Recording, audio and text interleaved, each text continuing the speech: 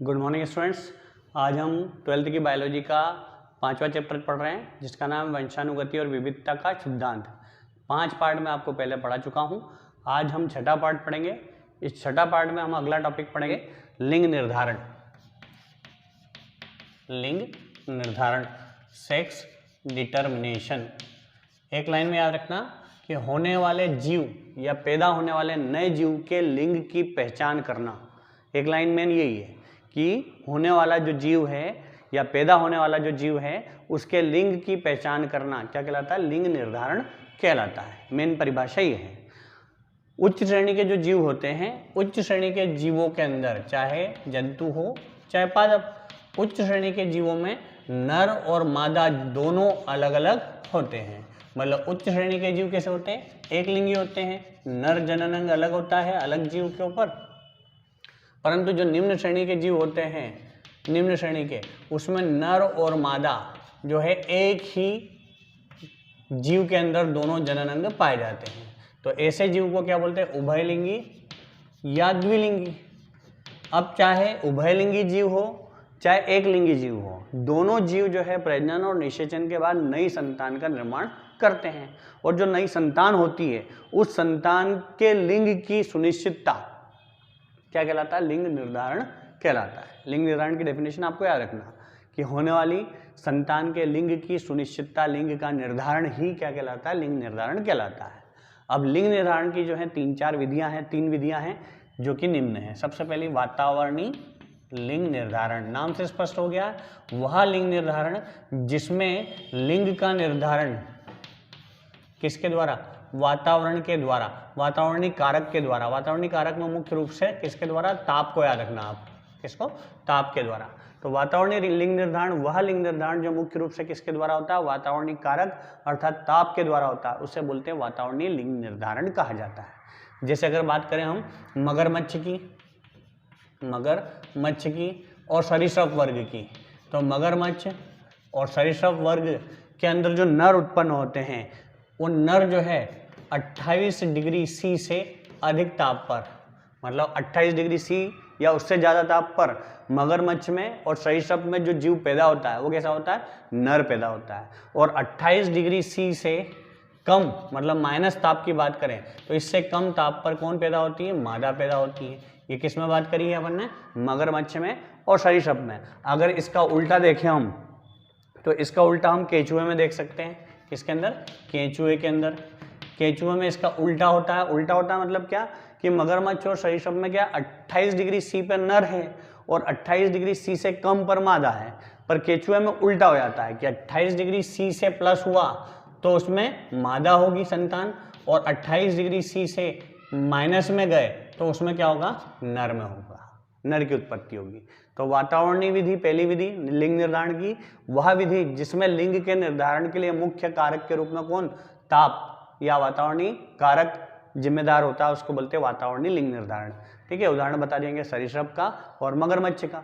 ये दोनों जो है 28 डिग्री सी से अधिक ताप पर जो उत्पन्न करते हैं संतान तो वो होती है नर, और उससे कम ताप पर उत्पन्न होती संतान तो वो मादा। मतलब कह सकते हैं कि गर्मी की छुट्टियों में जो है मगरमच्छ और सरीसृप से नर उत्पन्न होते हैं और ठंड में और बारिश में जो है वो मादा उत्पन्न होती हैं। ठीक उल्टा केंचुए में गर्मी की छुट्टी में जो है मादाएं उत्पन्न होती हैं और ठंड में और बारिश में जो है नर उत्पन्न होते हैं केंचुए के अंदर। दूसरी विधि आती है जीनिक लिंग निर्धारण या जीनिक विधि। नाम से स्पष्ट हो गया, नाम को ही अच्छे से याद रखना है, नाम में ही सब कुछ रखा है। जीनिक लिंग निर्धारण जब लिंग का निर्धारण किसके द्वारा होता हो? जीन के द्वारा। किसके द्वारा हो रहा है? जीन्स के द्वारा लिंग का निर्धारण होता है, तो उस लिंग निर्धारण को जेनिक लिंग निर्धारण या जीनिक विधि कहा जाता है लिंग निर्धारण की। ठीक है, इस प्रकार का निर्धारण जो है जीवाणुओं के अंदर पाया जाता है। जीवाणुओं में लिंग का निर्धारण किसके द्वारा होता है? जीन्स के माध्यम से होता है। तीसरा और आखिरी लिंग निर्धारण है जिसका नाम है गुणसूत्री लिंग निर्धारण। गुणसूत्री लिंग निर्धारण की विधि। नाम से स्पष्ट हो रहा है सब कुछ। वह लिंग निर्धारण जिसमें लिंग के निर्धारण के लिए कौन मुख्य भूमिका निभाता है? लिंग के निर्धारण के लिए कौन? गुणसूत्र मुख्य भूमिका निभाता है। उसको क्या बोला जाता है? गुणसूत्री लिंग निर्धारण कहा जाता है। ठीक है, जब लिंग का निर्धारण किसके द्वारा हो रहा है, गुणसूत्र के द्वारा, तो उसको बोलते हैं गुणसूत्री लिंग निर्धारण।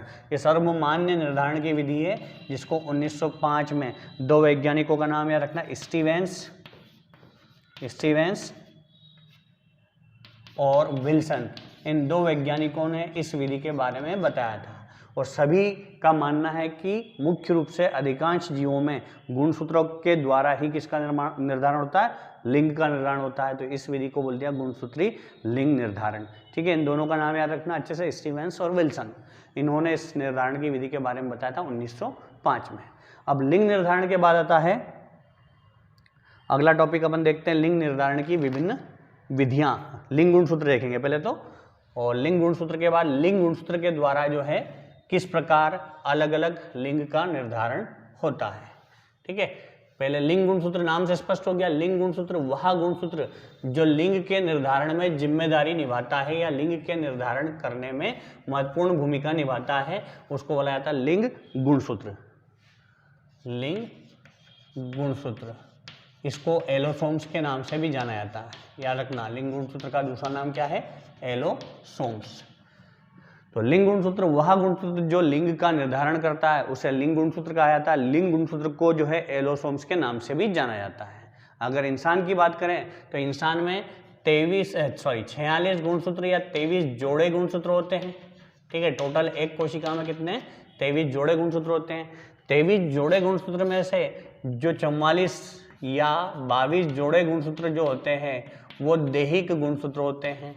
दैहिक या कायिक गुणसूत्र, इंग्लिश में बोलते हैं इनको सोमैटिक क्रोमोसोम, सोमैटिक क्रोमोसोम। और जो 23वां जोड़ा जो होता है, 23वां जोड़ा मतलब कि लास्ट का 45वां और 46वां गुणसूत्र, वो कहलाता है लिंग गुणसूत्र या सेक्स क्रोमोसोम, जो कि लिंग का निर्धारण करता है।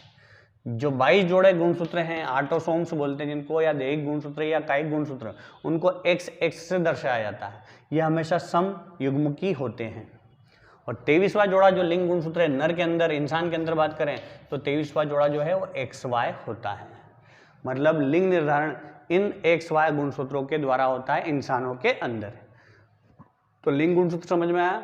ऐसे गुणसूत्र जो कि लिंग के निर्धारण में मुख्य भूमिका निभाते हैं उन्हें लिंग गुणसूत्र कहा जाता है। लिंग गुणसूत्र को एलोसोम्स के नाम से भी जाना जाता है। मनुष्य की शरीर की एक कोशिका के अंदर 46 या 23 जोड़े गुणसूत्र होते हैं, जिसमें से 22 जोड़े तो दैहिक गुणसूत्र या कायिक गुणसूत्र या सोमैटिक गुणसूत्र कहे जाते हैं। 23वां जोड़ा जो गुणसूत्र वो लिंग गुणसूत्र कहलाता है, जिसे XY के द्वारा दर्शाया जाता है। अब भिन्न भिन्न जीवों में लिंग गुणसूत्र की क्या है, भिन्न भिन्न विधियां हैं। लिंग गुणसूत्र अलग अलग होते हैं हर जीव में, और उनके द्वारा लिंग का निर्धारण अलग अलग तरीके से होता है। तो लिंग गुणसूत्र द्वारा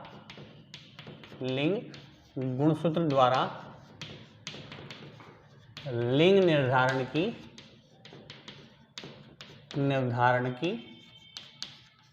विधियां देखेंगे हम। ठीक है, भिन्न भिन्न जीवों में लिंग निर्धारण की विधियां किन किन तरीके से होती है। तो सबसे पहले हम देखते हैं विषम युग्मजी नर नर, मतलब नर कैसे, जिसमें हम देखेंगे विषम युग्मजी नर के द्वारा। तो विषम युग्मजी हेटेरोजाइगस मेल मेथड विधि। अब इस विधि में क्या होगा कि जो नर होगा वो हमेशा कैसा होगा, विषम युग्मजी होगा। मतलब XY हो सकता है, X0 हो सकता है, कुछ भी हो सकता है अलग अलग। और मादा कैसी होगी, सम युग्मजी होगी, मतलब XX या ZZ या 00 या कुछ भी, मतलब दोनों लिंग गुणसूत्र कैसे होंगे, एक समान होंगे, तो उसको बोलेंगे सम युग्मजी।